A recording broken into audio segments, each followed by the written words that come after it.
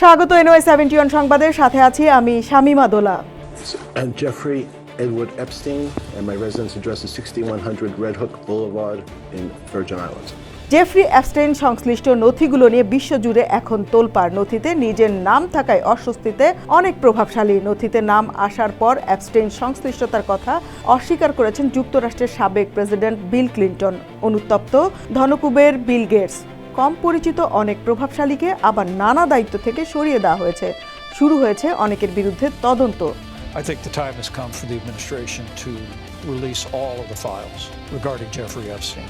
Are you still talking about Jeffrey Epstein? He's dead, he's gone. নথিতে বিশ্বজুড়ে প্রভাবশালী ব্যক্তিদের মধ্যে নাম এসেছে মার্কিন প্রেসিডেন্ট ডোনাল্ড ট্রাম্প, যুক্তরাজ্যের রাজা তৃতীয় চার্লসের ভাই প্রিন্স অ্যান্ড্রু, ধনকুবের ইলন মাস্ক, যুক্তরাষ্ট্রের বাণিজ্যমন্ত্রী হাওয়ার্ড লুটনিক সহ অনেকের। এর বাইরে প্রভাবশালী কিন্তু কম পরিচিত যেসব ব্যক্তি নথিতে নাম আসার কারণে সমস্যার মুখে পড়েছেন, চলুন জেনে নেওয়া যাক তাদের পরিচয়।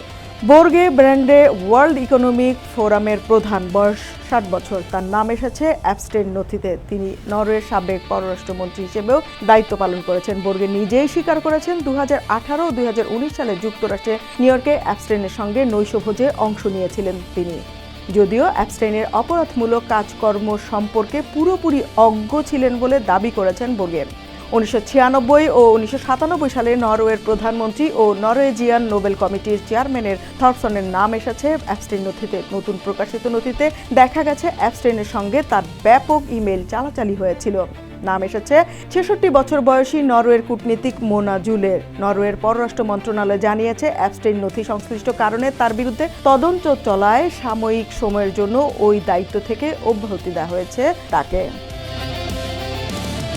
এখন এই পর্যন্তই। NY71 এর সঙ্গেই থাকবেন।